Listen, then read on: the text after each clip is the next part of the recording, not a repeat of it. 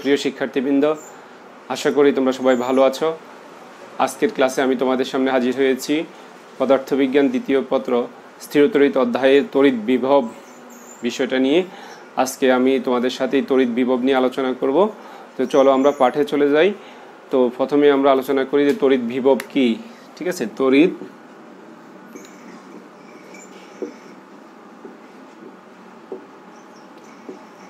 বিভব। তোমরা নিশ্চয়ই খাতা কলম নিয়ে বসছো, তোমরা লেখো আমার সাথে যে তড়িৎ বিভব কি। তো তড়িৎ বিভব হচ্ছে, তড়িৎ বিভবকে আমরা ভি দ্বারা প্রকাশ করতে পারি। ভি ইকুয়াল টু হচ্ছে W by Q. V equal to W by Q.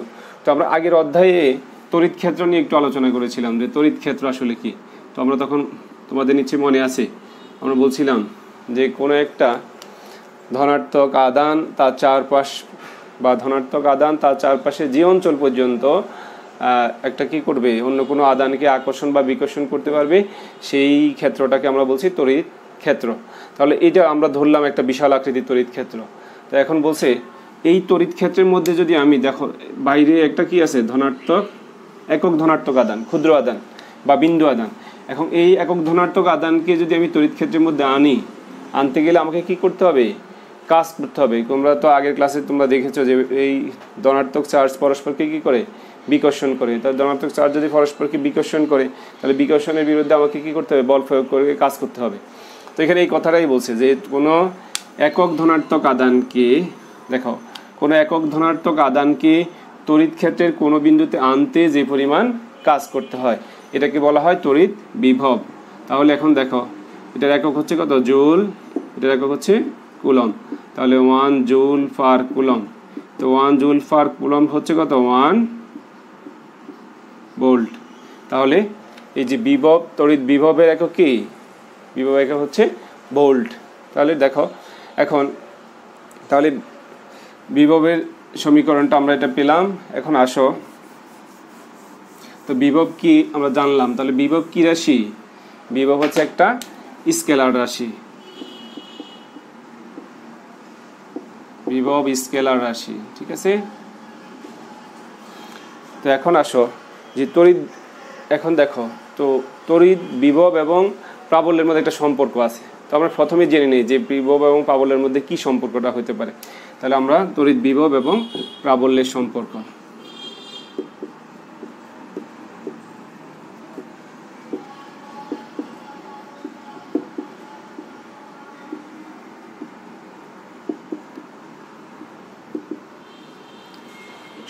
তো এখন দেখো, তো মনে করো একটা পরিবাহী এ এবং বি দুইটা বিন্দু।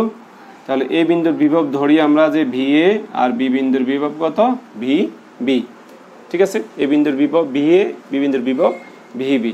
তো এখন আমাদের সুবিধার্থে আমরা ধরি যে V A is greater than V B, অর্থাৎ এ বিন্দুর বিভব বেশি, বি বিন্দুর বিভব কম। তাহলে কি হবে, তো যে আমরা জানি যে কম বিভব অঞ্চল থেকে ইলেকট্রন বেশি বিভব অঞ্চলের দিকে প্রবাহিত হয়। তার মানে কি, তড়িৎ বেশি বিভব অঞ্চল থেকে কম বিভবের দিকে প্রবাহিত হবে, অর্থাৎ এই দিকে কি হবে, তড়িৎ প্রবাহ পাওয়া যাবে, আর আধানের প্রবাহ হবে বি থেকে এ এর দিকে। তো এখন তাহলে আমরা বিভব পার্থক্য কীভাবে বলবো, যে বিভব পার্থক্য কত, V A minus V B. তাহলে বিভব পার্থক্য হচ্ছে এত, V A minus V B equal to, এখন দেখো কিছুক্ষণ আগে আমরা তোমাদেরকে একটা সমীকরণ করছি, V equal to W by Q naught. তার মানে কি, W equal to V into Q naught. আসলে এটা দেখো, আচ্ছা দেখো এখানে তাহলে আমরা বলছি কি, V equal to W by Q naught আর W equal to V into Q naught. এখন যদি এই কিউ নটটা একক আধান হয়, অর্থাৎ কিউ নট ইকুয়াল টু 1 হলে আমরা কি লিখতে পারবো, ডব্লিউ ইকুয়াল টু ভি। তার মানে কি, একক আধান স্থানান্তরের জন্য কাজ এবং বিভব পরস্পর সমান। তাহলে আমরা বলছি কি, মনে করো যে এখান থেকে তড়িৎ প্রবাহিত হচ্ছে, তার মানে বি বিন্দু থেকে এ বিন্দুর দিকে একটা একক আধান স্থানান্তরিত হচ্ছে। তাহলে বিভব পার্থক্য সমান সমান কি হবে, আমরা কি লিখতে পারবো, কাজ। তাহলে কাজ সমান সমান আমরা জানি কি, বল ইন্টু সরণ। তাহলে এই দুই বিন্দুর মধ্যবর্তী দূরত্ব যদি আমরা আর লিখি, তাহলে বল ইন্টু সরণ। তাহলে এখন দেখো, তো বল আমরা এইটাও আমরা গত ক্লাসে করছি, ই সমান সমান হচ্ছে এফ বাই কিউ, ঠিক আছে। তাহলে এফ ইকুয়াল টু কত, F equal to Q E. এখন যদি সে আবার বলি একই রকম কথা যে কিউ নট আদান যদি একক আদান হয় তাহলে এফ ইকুয়াল টু কি লিখতে পারবো আমরা, কিউ। তাহলে এই সমীকরণ এখন লিখতে পারি, মানে বলকে আমি কি লিখতে পারবো, এফ ইকুয়াল টু ই। তাহলে আমরা এইখানে বলকে আমরা লিখতে পারবো প্রাবল্য, তাহলে এটা লেখা যায় সেই অনুযায়ী প্রাবল্য ইন্টু সরণ ইকুয়াল টু ই ইন্টু আর। আর এই বিভব পার্থক্যে যদি আমরা ভি এ মাইনাস ভিভিকে যদি ভি লিখতে পারি তাহলে V equal to E into R, তাহলে ই সমান সমান ভি বাই আর। এটাই হচ্ছে কি তড়িৎ প্রাবল্যের সাথে বিভবের একটা সম্পর্ক। তড়িৎ প্রাবল্যের সাথে বিভবের নতুন একটা সম্পর্ক আমরা পাইলাম কত, E equal to V by R. তো এখন দেখো তাহলে যদি নতুন সম্পর্ক পাইছি ভি বাই আর, তাহলে বিভবের এককটা কি হবে, এককটা আমরা একটু দেখে নিই, এককটা বের করি তাহলে বুঝবা। এখানে আসো,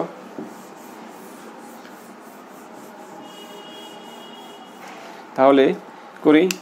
তাহলে ই সমান সমান আমরা কি পাইছি ভি বাই আর, তাহলে এটা কত একক ছিল ভোল্ট, নিচে কত হবে মিটার, তাহলে একক কত হবে ভোল্ট পার মিটার, এটা হচ্ছে ভি, ভোল্ট পার মিটার।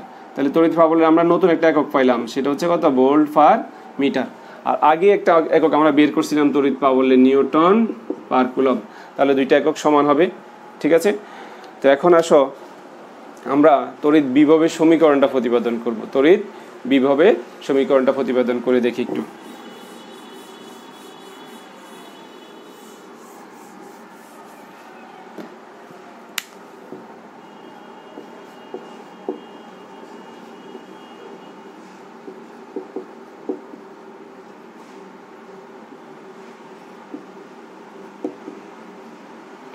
তড়িৎ বিভবের সমীকরণ। তো দেখো কিছুক্ষণ আগে আমরা যে সম্পর্কটা পাইলাম ওই সম্পর্কটা ব্যবহার করব, এটা হচ্ছে আমাদের টার্গেট। তাহলে আমরা একটা সম্পর্ক বের করছি ই সমান সমান ভি বাই আর, তাহলে ভি ইকুয়াল টু কত লেখা যাবে ই ইন্টু আর। এখন দেখো তো আমরা যদি বলছি যে কোন মনে করে একটা তড়িৎ ক্ষেত্র এরকম বিশাল, এখানে একটা প্লাস কিউ আদান রাখছি, তাহলে এত বড় একটা তড়িৎ ক্ষেত্র সৃষ্টি হলো। তাহলে এই তড়িৎ ক্ষেত্রটা, ঠিক আছে, এই তড়িৎ ক্ষেত্রটার মধ্যে আমরা যদি একটা একক আদানকে স্থাপন করি, এই তড়িৎ ক্ষেত্রের মধ্যে যদি একটা একক আদান স্থাপন করি, তাহলে এই তড়িৎ ক্ষেত্রের এই দুইটা আদানের মধ্যে কি হবে একটা বল ক্রিয়া করবে, সেই বলটাকে আমরা কি বলছি কুলম্ব বল বলা যায়। তাহলে কুলম্ব বল যদি হয় তাহলে আমরা জানি কত F equal to Q naught divided by, F equal to 1/4 epsilon not Q naught divided by R square. তাহলে আমরা এটা তো গত ক্লাসে বের করছিলাম, এখান থেকে বল থেকে একটা প্রাবল্যের সমীকরণ বের করছি, ই সমান সমান 1/4 epsilon not Q by R square. তোমরা নিশ্চয়ই মনে আছে তোমাদের, এটা সমীকরণটা আমরা গত ক্লাসে বের করেছিলাম, এটা হচ্ছে কি তড়িৎ প্রাবল্যের সমীকরণ। তাহলে এখানে বসাও, বি এর জায়গায় 1/4 epsilon not Q by R square into R, তাহলে 1/4 epsilon not Q by R. তাহলে বিভবের একটা নতুন সম্পর্ক আসলো, ঠিক আছে। এই সম্পর্কটা হচ্ছে কি বিভবের সম্পর্ক। এখন দেখো বিভবের এই সমীকরণটা যে কোনো আকৃতির বা যে কোনো পরিবাহীর জন্য এটাকে প্রয়োগ করা যাবে। ভি ইকুয়াল টু 1/, সেটা গোলাকার হোক লম্বা পরিবাহী হোক, যে কোনো পরিবাহীর জন্য তার বিভবের একটা কমন সমীকরণ হচ্ছে কত V equal to 1/4 epsilon not Q by R, ঠিক আছে। তো এখন আমরা এই যদি একাধিক চার্জ থাকে, ঠিক আছে, যদি একাধিক চার্জ থাকে তখন তড়িৎ বিভবটা কেমন হবে এটা একটু আলোচনা করে দেখি। তারপর আমরা গোলাকার পরিবাহীর জন্য তড়িৎ বিভবের সমীকরণটা কেমন হবে সেটা নিয়ে আলোচনা করব। তো তোমরা এই সমীকরণটা মনে রাখবা, ভি ইকুয়াল টু কত 1/4 এপসিলন নট কিউ বাই আর।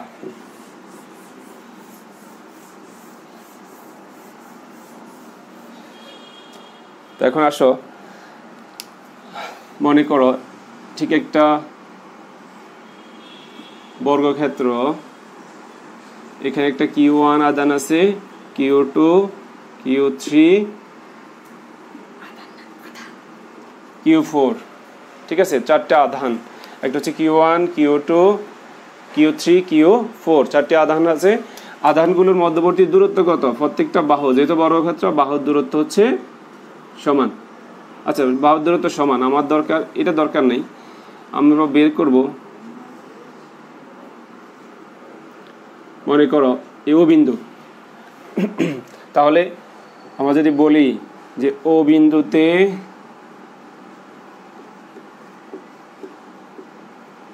বিভব, হ্যাঁ, তাহলে ও বিন্দুতে বিভবটা কত হবে, তাহলে ও বিন্দুর বিভবটা আমরা বের করব। ঠিক আছে, তাহলে ও বিন্দুর বিভব যদি বের করতে যাই, তাহলে অ্যাকচুয়ালি এই দূরত্বটা কত ধরলাম, এই দূরত্বটা হচ্ছে আর, এটা হচ্ছে আর, হ্যাঁ, আর বাহু তো সমান। আর যদি দেওয়া থাকবে না, তোমরা পিথাগোরাসের উপপাদ্য দিয়ে কর্ণ বের করে কর্ণের দৈর্ঘ্যের অর্ধেক করে নিবা, তাহলে পারবা। বাহুর দৈর্ঘ্য দেওয়া থাকলে সহজ। তাহলে এখানে বিভব কত হবে? আসলে বিভব বি হবে v1 plus b2 plus b3 plus b4, তার মানে কি 1/4πε0 ইন্টু আর কত হবে q1 plus q2 plus q3 plus q4। অর্থাৎ এই সূত্র দিয়ে আমরা যে কোনো যদি একাধিক আধান দেওয়া থাকে, তাহলে একাধিক আধানের বিভব আসলে কেমন হবে? একাধিক আধানের বিভব হবে সবগুলো বিভবের সমষ্টির সমান, কারণ এটা হচ্ছে স্কেলার রাশি। তো স্কেলার রাশি হওয়ার কারণে, যেমন তড়িৎ প্রাবল্য করার সময় আমাদেরকে বারবার মাথায় রাখতে হচ্ছিল যে এটা সেটা কি ধনাত্মক আধান না ঋণাত্মক আধান। ধনাত্মক ঋণাত্মক আধানের কারণে প্রাবল্যের দিক ছিল, কিন্তু বিভবে আর তড়িৎ প্রাবল্যের দিক নেই। তাহলে বিভবের ক্ষেত্রে শুধুমাত্র তার কি হবে, আধানগুলোর মোট বিভব যা হবে, সবগুলো বিভবের যদি আমরা সমষ্টি বের করি তাহলে মোট বিভব পাওয়া যাবে। ঠিক আছে, তো এখন আসো গোলাকার পরিবাহীর জন্য বিভবটা কেমন হবে, যে গোলাকার পরিবাহীর বিভব। ঠিক আছে, এই গোলাকার পরিবাহীর বিভবটা কেমন হয়? তো দেখো, আমরা এটা জানি যে কোনো একটা গোলকে যদি চার্জ রাখা হয়, চার্জ দেওয়া হয়, বলতে চার্জগুলো সবসময় গোলকের পৃষ্ঠে অবস্থান করে। তো বলছে গোলকের অভ্যন্তরে রাখলে আর পৃষ্ঠে চার্জ রাখলে দুইটার মধ্যে বলরেখা অর্থাৎ তড়িৎ বলরেখায় কীরকম পরিবর্তন হয় সেটা আমরা একটা চিত্র এঁকে তোমাদেরকে দেখাই দিই। দেখো, মনে করো ধরে নাও এরকম একটা গোলক ছিল, তার কেন্দ্র ও, এখন তার পৃষ্ঠে কিছু ধনাত্মক আধান দেওয়া আছে। ধনাত্মক আধান থাকলে বলরেখাগুলো কি হবে? বলছে ধনাত্মক আধান থেকে সবসময় বলরেখাগুলো বের হয়ে যায়, তাহলে বলরেখা এভাবে বের হবে। ঠিক আছে, এভাবে বের হচ্ছে। এখন যদি এটা কোথায় ছিল আধান, আধান গোলকের পৃষ্ঠে অবস্থান করতেছে, এই জন্য বলরেখার কন্ডিশনটা ঠিক এমন হবে। ওকে, এখন আসো, এখন আমরা যদি দেখি আরেকটা গোলক, তার ও বিন্দু, এর কেন্দ্রের মধ্যে প্লাস কিউ আধান আছে। এখন বলরেখাগুলো কেমন হয়? তো বলছে এখন বলরেখার ধরনটা ঠিক এরকম, কেমন এমন হবে না? অর্থাৎ বলরেখাগুলো ধনাত্মক আধান থেকে বের হয়ে আসবে। তো দেখো, এই দুইটা চিত্রের মধ্যে কোনো পার্থক্য নেই। তো বলছে আমি যদি এখানে এটাকে পিছন দিকে বাড়াই, দুইটা একই না? আসলে আমরা তার মানে কি? তো বলছে কোন একটা গোলকের অভ্যন্তরে বা গোলকের পৃষ্ঠে যদি আমরা একটা আধান রাখি, তাহলে সব দিকে বলরেখাগুলো সমানভাবে বের হয়ে আসবে। অর্থাৎ ওই চার্জের সকল বিন্দুতে বিভবের মান কি হবে? অর্থাৎ ওই চার্জযুক্ত পরিবাহী সকল বিন্দুতে বিভবের মান সমান হবে। অর্থাৎ তার অভ্যন্তরের বিভব আর পৃষ্ঠের বিভবের মান সমান হবে। ঠিক আছে, তো এখন আসো আমরা একটা গোলাকার পরিবাহীর জন্য তার বিভিন্ন দূরত্বের জন্য আমরা তার বিভবের সমীকরণটা কেমন হবে খুব সংক্ষেপে একটু দেখাই দেবো তোমাদের। ঠিক আছে, চলো।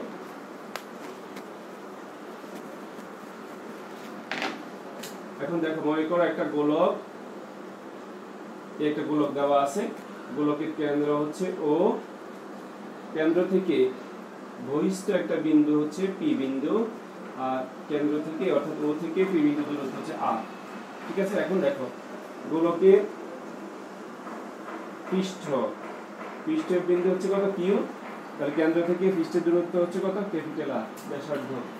এখন আসো আমরা ধরে নেই যে গোলকের অভ্যন্তরের কোন একটা বিন্দু হচ্ছে কত? এস, এই এস বিন্দুর দূরত্ব কত? এক্স। ঠিক আছে, এখন আমরা এই তিনটা শর্তের জন্য তার বিভবের মানটা কেমন হবে সেটা দেখো। ঠিক আছে, তড়িৎ বিভব কেমন হবে? ওই এইটা কিন্তু একটা চার্জিত গোলক, তো ধরে নাও এটার মধ্যে কত চার্জ আছে? প্লাস কিউ আদান দিয়ে গোলকটা কি চার্জিত অবস্থায় আছে। তো এখন দেখো, তো বলছে এখন আমরা এই কন্ডিশনগুলো করি। তাহলে পি বিন্দুতে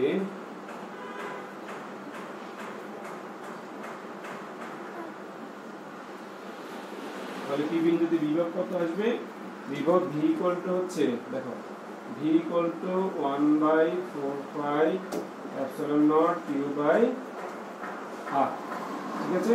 এখন দেখো একই রকম ভাবে কিউ বিন্দুতে বিভব V equal to 1/4 epsilon not, যেটা কি লিখি কিউ, তাহলে এটা কত হবে কিউ বাই আর, ঠিক আছে। তাহলে এখন এস বিন্দুতে ভি এস ইকুয়াল টু কত হবে বলো? V equal to 1/4 epsilon not Q by X. তোমাদের মাথায় এটা আসবে যে কিউ বাই এক্স, আসলে কিউ বাই এক্স না, এটা হবে কিউ বাই আর।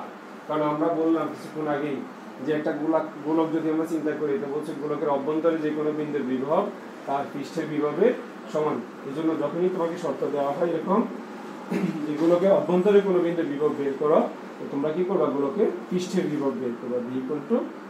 আচ্ছা এখন আসো, তোমরা নিশ্চয়ই এটা বুঝতে পারছো। এখন আসো আমরা সমবিভব তল নিয়ে একটু আলোচনা করব। সমবিভব তল,